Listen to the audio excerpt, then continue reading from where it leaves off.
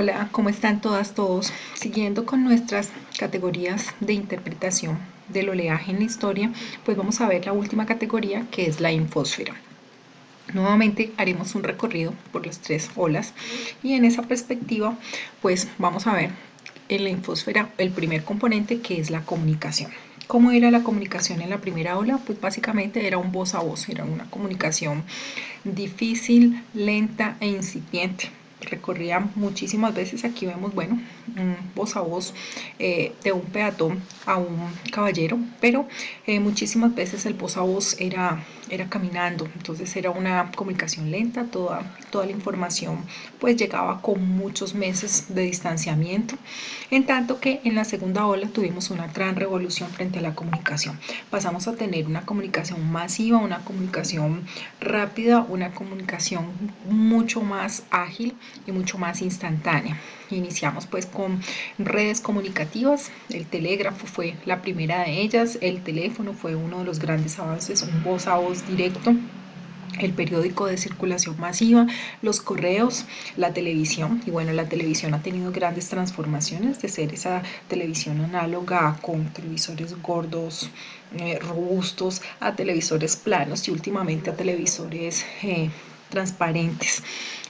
Para tal vez algunos de ustedes no les hace ninguna referencia esta imagen del 472. El 472 eran los correos nacionales en Colombia, donde recibíamos telegramas, en fin, hay un recuerdo sentimental e histórico de nosotros los colombianos frente al 472, un teléfono de los tradicionales antiguos. Y la tercera ola revolucionó completamente el sistema de comunicación. La internet cambió completamente las formas de relacionamiento que tenemos en la actualidad. Sobra explicarles cualquier cosa frente al internet, ustedes que son nativos, nativas digitales, pero en esta tercera ola pues hay un componente adicional que en nuestro país todavía no lo sentimos tanto, pero que en otras latitudes ya lo viven, y es el internet de las cosas. ¿A qué hace referencia? Bueno, ya los aparatos, los dispositivos que tenemos en casa se comunican entre sí.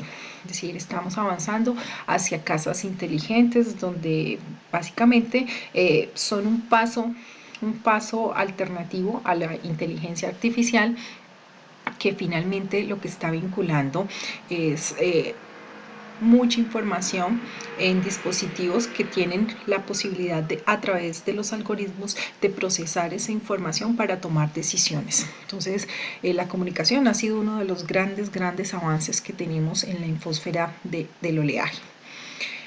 El siguiente componente, pues es un componente por demás muy pertinente para todas y todos nosotros los aquí interesados, y es la economía. En la infósfera, ¿qué ha pasado con la economía? Entonces vamos a mirar un poco en detalle qué pasó en la primera ola con la economía. Básicamente esta es una economía rural, son comunidades agrícolas, y por favor quisiera que en esto nos detuviésemos con atención un poco más.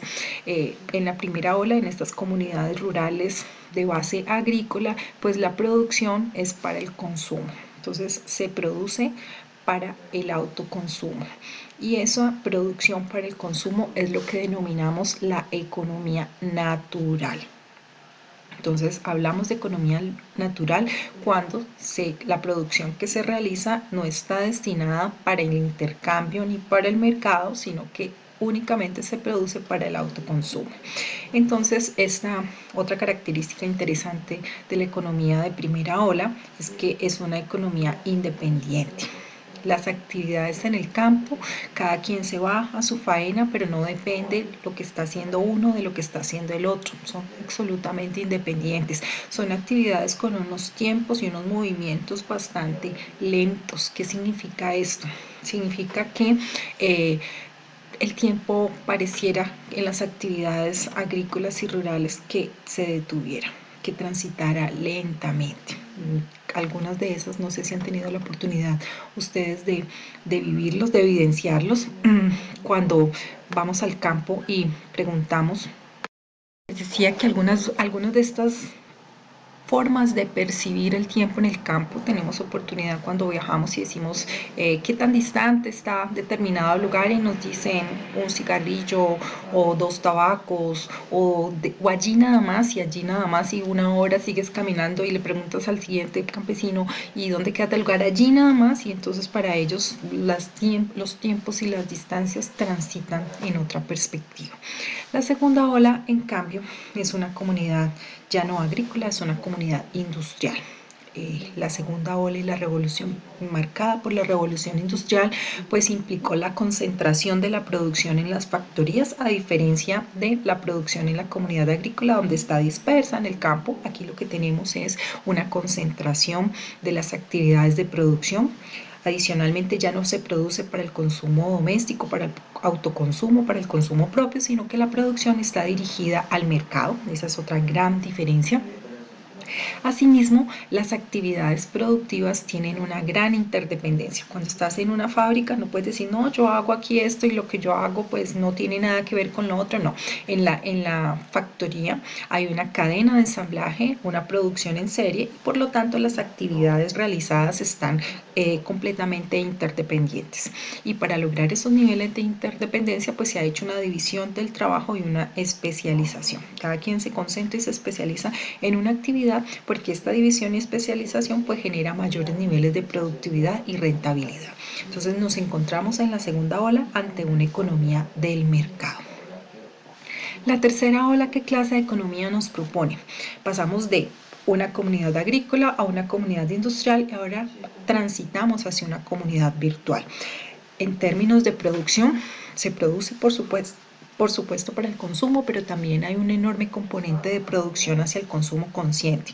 Es decir, produzca para que consuma usted, pero cuando usted tiene que consumir mediado por el mercado, que su consumo sea consciente, porque es un consumo consciente, consciente de la responsabilidad ambiental, que entre más consumamos, entre más aumentemos los niveles de consumismo, pues estamos degradando más el planeta. Entonces aquí la tercera ola nos promueve una economía consciente en el consumo, con una producción circular, es decir, esto que llamamos la economía circular de las 3 R, reciclar, reutilizar y relaurar. Entonces el trabajo colaborativo aquí es fundamental. Ya no es solamente la especialización, sino que tengamos la posibilidad de conocer sobre los distintos componentes en la escala de producción, pero también colaborar en el trabajo. Y no solamente estamos hablando ya del trabajo de fábrica, la tercera ola no trabaja sobre las factorías, estamos hablando de un trabajo que está centrado en los servicios. Y cuando hablamos de los servicios significa que ya no estamos procesando, y aquí las máquinas no son lo importante. Nuevamente el ser humano vuelve a estar en el centro, y por esa razón el interrelacionamiento entre ellos es tan importante. La propuesta de economía es la economía del bien común. Es una economía que no esté centrada únicamente en las ganancias. Ojo con esto, no estoy diciendo que una economía destinada a generar pérdidas. Es una economía que promueve la ganancia, pero la ganancia no para unos pocos, una ganancia que contribuya al bienestar social de la comunidad. Es decir, esta es una forma positiva y esperanzadora de concebir la economía para una tercera ola. Pero chicos y chicas, para eso están ustedes aquí estudiando economía, para que hagamos realidad este tipo de economías para nuestras sociedades. Entonces es una invitación para que no les conozco personalmente todavía, no conozco las aspiraciones y expectativas con las que entran a estudiar economía. Algunas por experiencias de años anteriores dicen que quieren trabajar sobre las finanzas o que quieren hacer muchas ganancias. Eso está bien, chicos y chicas, y eso es el interés y la motivación que les trae estudiar economía.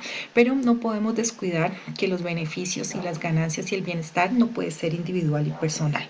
Es decir, no podemos estar de espaldas a la realidad de las asimetrías e injusticias sociales, y esa es una de las metas y de los objetivos aquí en economía. Entonces sea la invitación para que asumamos estos retos con mucha responsabilidad y podamos tener una tarea transformadora de nuestra economía y nuestra sociedad.